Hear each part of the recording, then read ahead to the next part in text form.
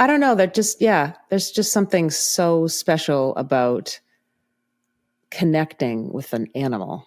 Oh, it's so intense. It's deep in a way that will never be spoken. You know what I mean? They just look into your soul. I'm Jen Moroz, and this is Furball Confidential. Let's be honest. Most of our pets have to suffer through the songs we sing them in whatever voice we have. You want a treat? You gotta hear this voice. Let's go for a walkie-talkie. A walkie-talkie-talkie-do, walkie-talkie-talkie-do. So you could say that Harrington the Schnoodle, that's part schnauzer and part poodle, is one of the luckiest dogs in the world. Because the voice he gets to hear on a daily basis is this one. That's how long I've waited for your love. That's how long I've waited for your love. That's Harrington's human, Rose Cousins. Singer-songwriter, musician, producer, Juno Award winner, Grammy nominee. You get the picture. Her latest album is called Conditions of Love, Volume 1. It's full of these gorgeous songs that are pretty much guaranteed to make you cry. That's kind of Rose's thing. But she also has this incredibly wicked sense of humor and a playful side. And as you're about to hear, she's always had a soft spot for dogs. Even though Rose waited well into adulthood to get a pet of her own, she told me it was pretty much inevitable. Anyone who is really in my life and knows me knows that I love dogs. And so I befriend, if there are people in my life that have a dog, I'm friends with that dog. So I don't think it was a huge surprise. I've wanted a dog for a really long time. And it was more about like waiting for the good timing to present itself. So I wouldn't say it was surprising. And so when you say good timing to present itself, it's funny, they say about dogs, like dogs will, especially dogs, that they'll come into your life at, I don't know, like just the right time. Mm-hmm. Did you experience that with Harrington? No, the pandemic presented itself, and in my mind, I was like, I want to have at least 3 months, so that if I get the dog would then establish that I am its person. And in my mind, it was like 3 months.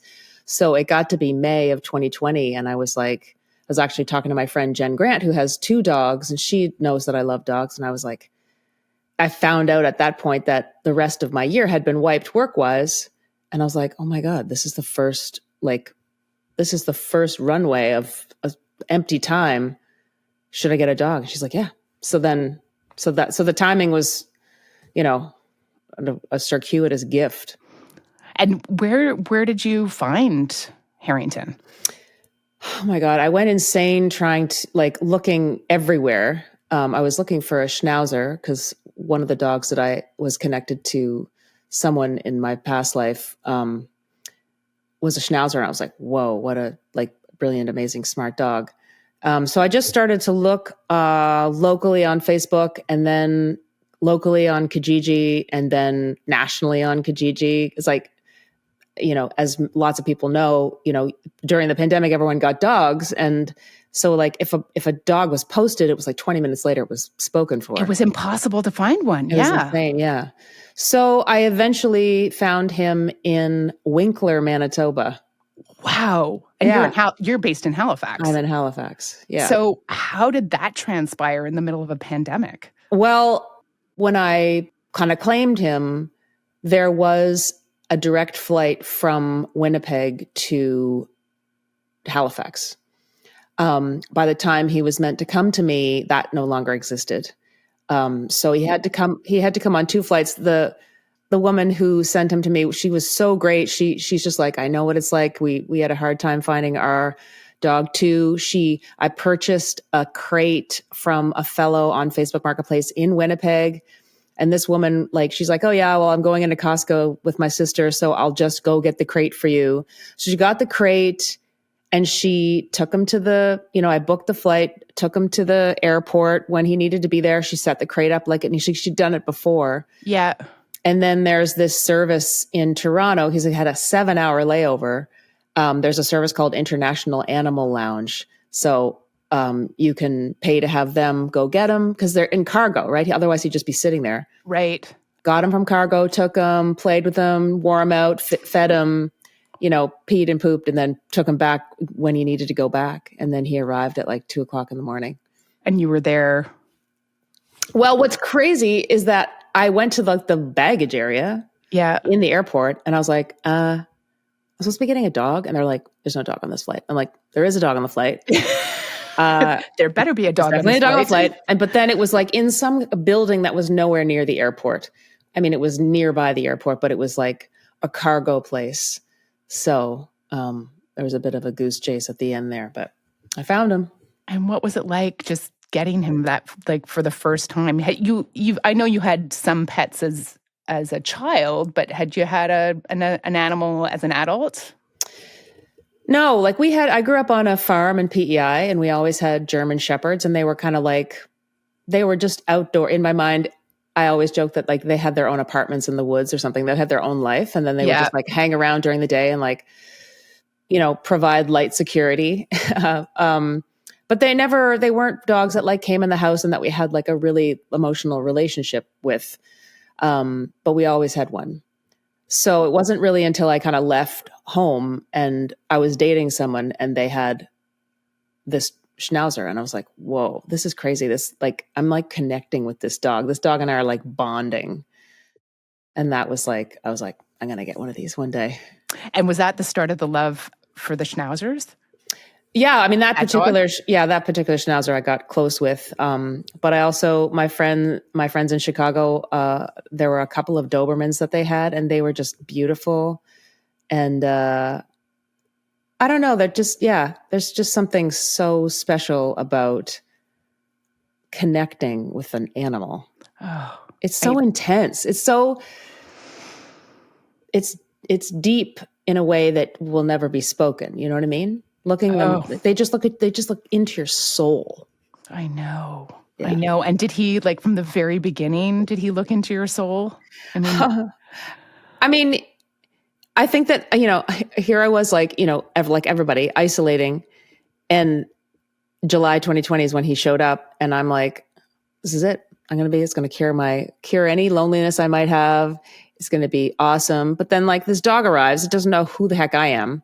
Right. And it's just peeing and pooping everywhere and ripping around. And I'm like, oh God, I don't even matter to this dog yet. This is just going to be a lot of work. So yeah, I don't think he looked into my soul quite right away.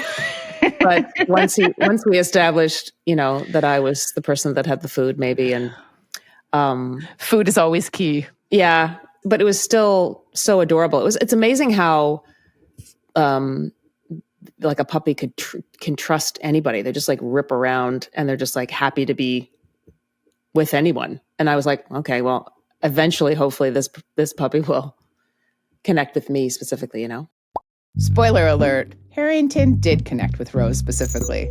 And I wanted to know how he had changed her life, especially as someone who, like me, took on a dog well into adulthood. I got my dog Clutch in my 40s. I've had her 3 years now, and she's completely transformed my life. That's why I'm doing this podcast, because I just thought, wow, this is unbelievable what she's done for me. Yeah. How did Harrington change your life? Do you have a partner or a family? No. Yeah. So you're a single lady like me? That's right. Yeah. So absolutely, getting a dog for me has been transformative. I live alone, and I spend a lot of time myself. I have a beautiful network of friends, but there's something about being responsible for the care of another living thing. When you're not a mother, I don't know. I think it's it's a beautiful exercise to consider another living being. Yeah. And like Harrington is an anchor and a comfort and a calibrator. He slows me down when I, like feeling anxious. Yeah. It's like, yeah, it's companionship. It makes you feel not alone. It's a love that doesn't exist anywhere else, and it doesn't change in its strength. Like now that we've established this connection, he reacts the same way when I come home. You know what I mean? And like kids grow up and they then become teenagers and they're like, yeah, you're back. Who cares? And there's nothing that can compare to it, whether it's a life partner, like that's like it's like impossible to ask another human being to be that consistent. And so like unconditional. Oh, love. I think it's the only example of unconditional love. Like, yeah, it just is. What is Harrington like in terms of personality?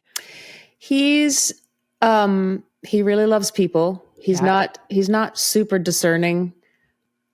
Yeah, he immediately will take attention, but is also particular. Doesn't really necessarily like to be picked up. And but if you like come and sit on the couch, if anybody basically besides me comes and sits on the couch, he'll come up and be on their lap. He's kind of funny. Like we go on walks and it takes him he poops 5 to 8 times as opposed to just one, spreading it around. And he loves playing with all dogs, but like now that he's a little bit older is not super into puppies, but also like sometimes we'll be walking and we'll come across somebody and I totally trust him reading their chi. And it's like, he's just kind of like, I don't know. And I'm like, I trust you, Yeah.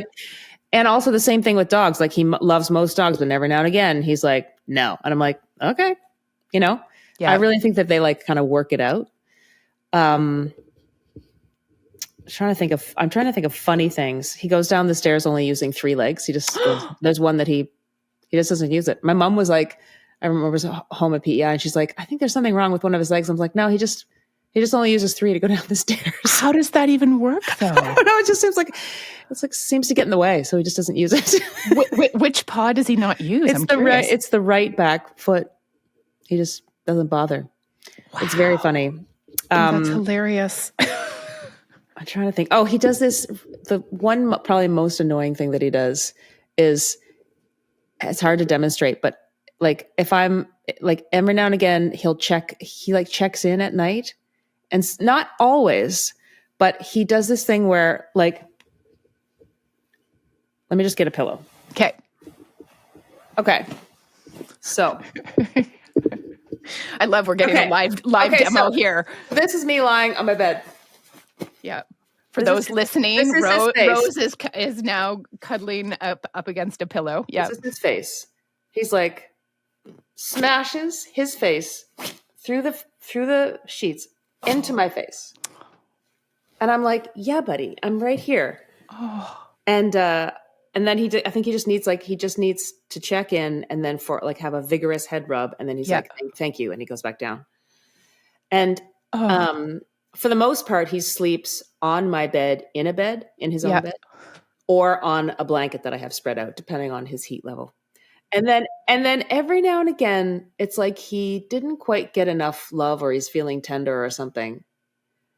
And he's like, I need to sleep up against your legs tonight, which is adorable. And also when we go and sleep somewhere else, like when we're traveling somewhere, he goes into this kind of like protective mode and needs to sleep kind of at the foot of the bed, which is kind of cute. It's amazing how much, I mean, I know you've had him for 5 years, but it's amazing how many like little peculiarities they have, and that totally. And that you learn them all. And and then other people will be like, well, what do you mean? Like they're like humans. Like they're very particular sometimes. They are. Yeah, and they definitely have, I mean, I think I'm learning, definitely training is essential. and to get at it early, which I really did. I had a whole plan. And he's good at the things I want him to be good. He's not super good at recall. In some instances, but for the most part, he is. He's terrible at fetch.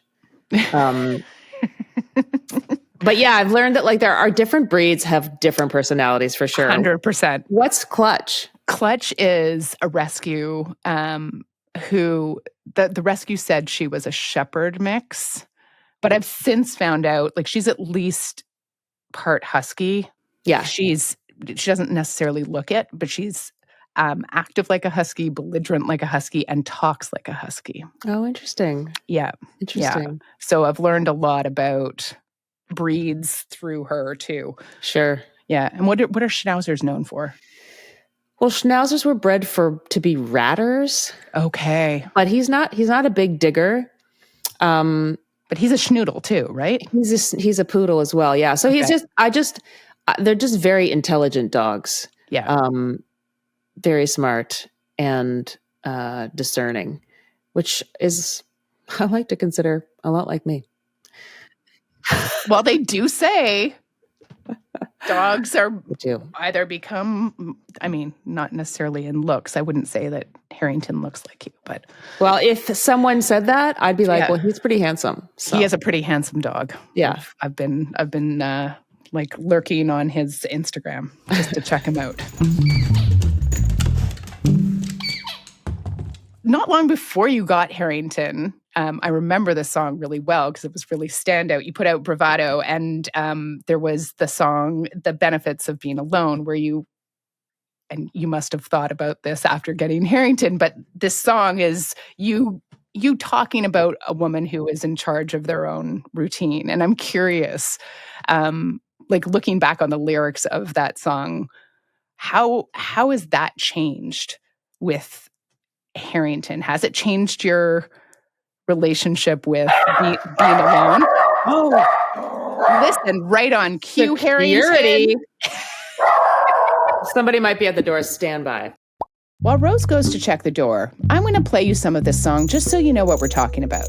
This is The Benefits of Being Alone from her album, Bravado.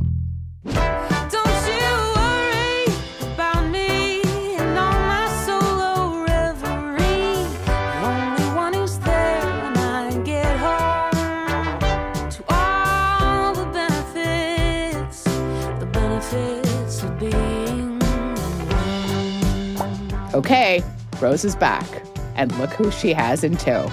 Okay, up. Yeah! Here you are. Here he is. Anyone who's listening to this will have to go check our socials out to get Harrington's butt right now. So we were talking about the benefits of being alone and how, I don't know, has Harrington changed your relationship to the notion of being alone? I guess having a dog makes it so that I'm not entirely alone. I do think it's changed the landscape of my solo life. Like we were talking about with the responsibility and the consideration that is involved with how I move in the world. So I'm not, super restricted, but I care a lot. I'm not blowing in the wind on my own anymore. I'm not tethered. The beautiful thing is that he can be taken care of by someone else while I'm gone and that I trust. And that's a lucky thing. Yeah. And then he'll react the same way when I land home. Yep. And each day, I don't know if you experience this, but I find whether this is a good thing or not. I think it's a good thing because I think it's good to consider mortality often. And I think, I could lose him any day and it's just a reality. Like he could, so I think that's another calibrating fact too, that like, I think that's one thing that's really scary about relationships. It's like you get into a relationship, then you both, you rely on the person, you love the person, you care about them, and then you will lose them. And this, like having a dog is like, puts that on speed, you know, Yes. because you might get 10 years. I mean, I might get a few more because he's a small dog, but also we don't know. And also he could get hit by a car, you know, if there's some kind of freak, something that could happen. And mortality is something that I think about and consider. And I think having a dog, you know, helps with that thought process too. I mean, I'm not scared of that thought process, but Right. I don't know if you think about that. I think about, honestly, sometimes I see those memes on social media and how often people are thinking about the death of their pet because they naturally live shorter lives than we do. And I choke up Oh yeah. an inordinate number of times over Yeah. this. I mean, it's something that you, because like you said, like it's like getting into a relationship, but then knowing that you'll probably outlive the person that you're having a relationship with. Like you just have to go into it knowing I'm going to give it my all for their short time. Exactly. And then I'm going to be the one who's likely going to end up heartbroken, but you kind of have to throw yourself into it because they do. Right? I mean, I think that's the right attitude. Yeah. And I think that's, you know, we get so bogged down in human relationships, and there's a levity to having a relationship with an animal because it doesn't get interrupted with words. And, you know, the repair, if a feeling gets hurt, the repair is easy and quick. Yeah. It's in its own category. They live in the moment. Like They live in the moment. They truly live in the moment. There's no grudges held. And it's so much easier not to hold a grudge against another living thing when they're not holding one against you. It's really pretty remarkable. Yeah. I'm curious, like you were talking about levity. Clutch, certainly for me. I mean, there's times when, you know, we were talking before as a single woman in her late 40s, now 50, who will chase my dog up the stairs and run and race her and jump on the bed with glee. Just going to go and jump up on the bed.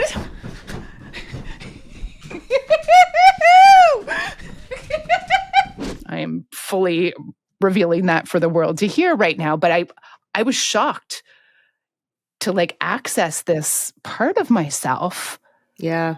That was really like, I don't know, hidden or buried. Or have you had those moments with Harrington too, where he's just brought out this silliness or this playfulness or?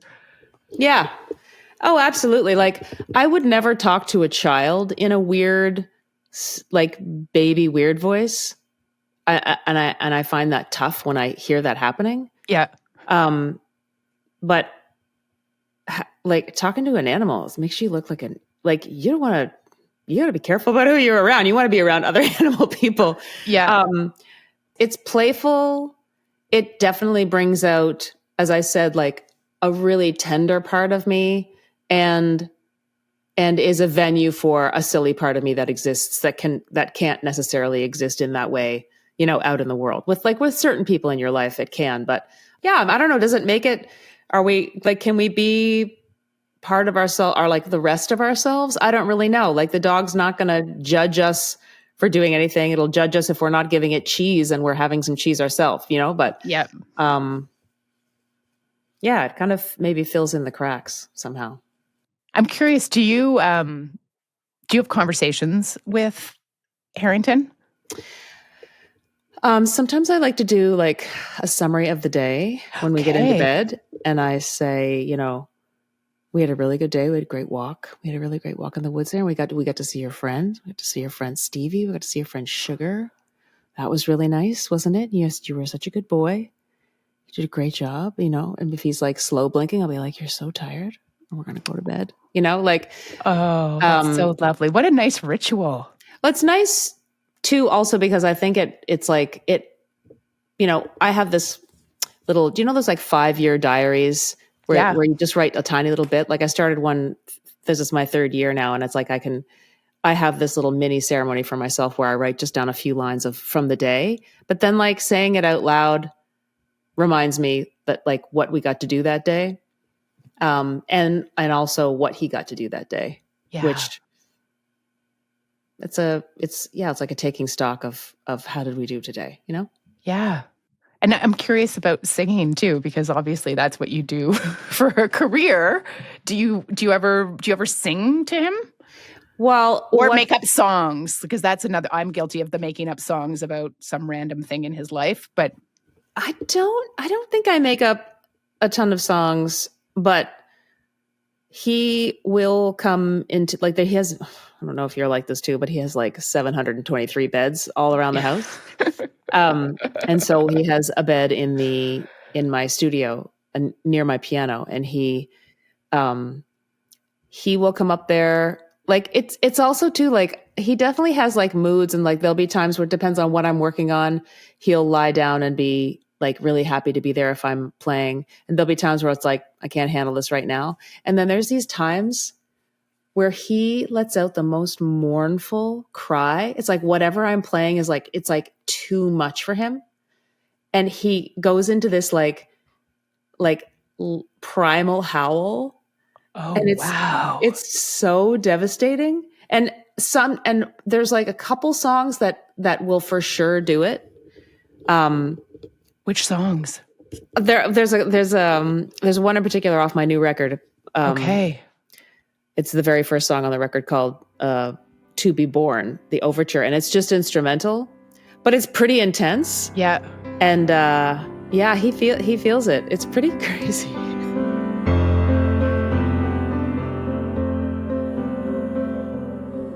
One of the singles on your new album is called I Believe in Love, and it's very hard.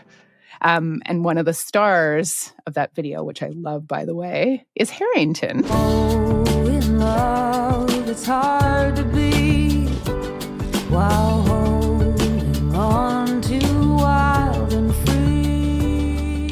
free. So number one, just to get it out of the way, has that turned him into, like his giant swollen head for now being a video star? I mean, he doesn't even know. He doesn't even know. He doesn't even know. He doesn't watch. He didn't want to see it. He didn't want to see it. Harrington is in now 3 videos. I Want to Dance with Somebody, my cover of Whitney Houston's song.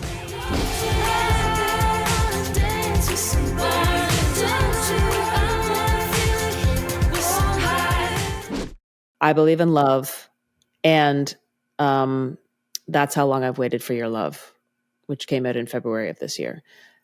So he just doesn't know. He doesn't know. And he doesn't need to know. He's not even on socials. I maintain his Instagram for him. He's never seen it. He's not interested. I was going to say, I bet he doesn't even know how many followers he has. He doesn't know. I'm curious with that song. I mean, this is something that you again touch in a lot in your music, is like themes of love. And we have talked a little bit about this throughout this conversation, but what has Harrington taught you about love? I think I always thought to myself that a dog would be a gateway to a human relationship on a more intimate level. I don't actually know that I have any conclusions about human romantic relationships. I've been in several, and they're challenging and great and challenging. And I haven't, concluded where I want to be on that spectrum, but I do think that Harrington has opened a door in the chamber of my heart that wants to love in that more intimate way. And I'm not talking intimate sex, because like sex is like whatever. But like there's a vulnerability attached to intimacy that is frightening and really disruptive, and probably the seed to one's expansion. And I do feel like there's been growth and an expansion in that part of me with the responsibility and with the little routines that we have and the space that I have made for him in my life and the way that I consider him. And it's not the same as a human relationship. And thank goodness. But there are elements, I think it's like it occupies the same place where someone would put a kid or another human. Like it's occupying and exercising that particular part of me that hasn't really had its full chance, I think, I'd be the only person keeping it from having that chance. But, it's like a safer way to exercise closeness and consideration and responsibility and intimacy. Yeah, I love it so much. I really feel like it's made me a better person.